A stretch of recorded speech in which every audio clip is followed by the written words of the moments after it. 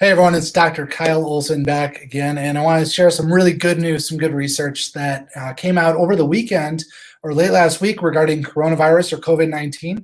As if you've been following along and you've seen some of the trends, one of the things that they're looking more and more into is how many people can get this virus and be completely asymptomatic. And what that means is they can be test positive or confirmed for having it, for being introduced to it, and their body is fighting it, but they never feel the symptoms. So when you think about the symptoms for this, most people are pretty familiar at this point. For some people, it's a loss of taste or smell early on. And then it behaves very much because it is an upper respiratory infection. So a cough, a fever, things like that. Those are some of the classic symptoms. Now, some people get none of that. They're completely asymptomatic. Other people, obviously at the other end of the scale, offer some very severe side effects, including being put on a ventilator and some even passing because of the severity. So there's a huge scope. And one thing that researchers are looking for is how do we differentiate who would get what type of symptom profile? And more importantly, or importantly, when it comes to policy making and reopening the state and reopening businesses, is if you have something, if you're positive and you're on that scale, how likely are you to spread it to other people?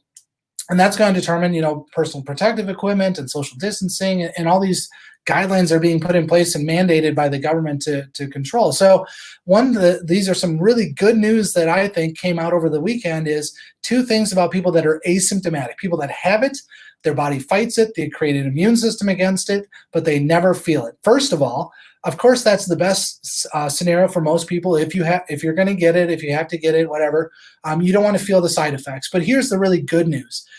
Up to about 35% or about a third of the people that get this, they're estimating now, are asymptomatic. They'll never feel it.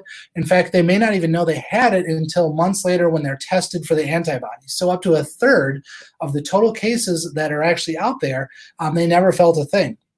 Now, here's the really good research that came out over the weekend is that they took and they did what's called a case study where they did a retroactive look at somebody and they had one confirmed patient, somebody that tested positive but was completely asymptomatic.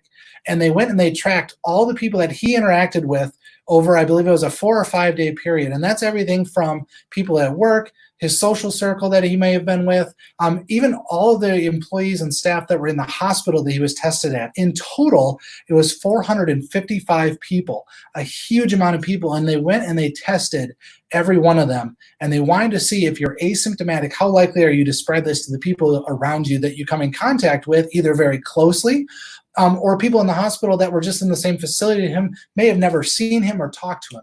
So there's a broad range there. Of the 455 people that were tested, not one came back positive. And this has been published in a research article. I included it in the description of this. This is something that's going to be taken into effect or taken into consideration when making policies.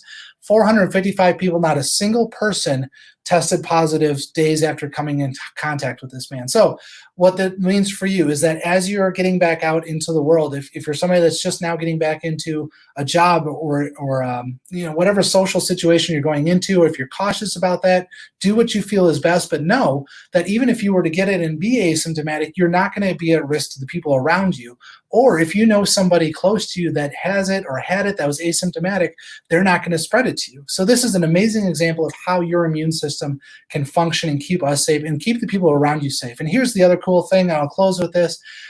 We hear a lot about herd immunity when it comes time to push a flu vaccine every year, that the idea that the more people get it, the more people develop an immune system, so you're less likely to spread it to your neighbor. And so by getting it or having that vaccine, they say it makes it safer for the people around you. Here's a true example of natural herd immunity taking place. Once that person has it, they have the immune system against it moving forward, and they can't harm the people around them.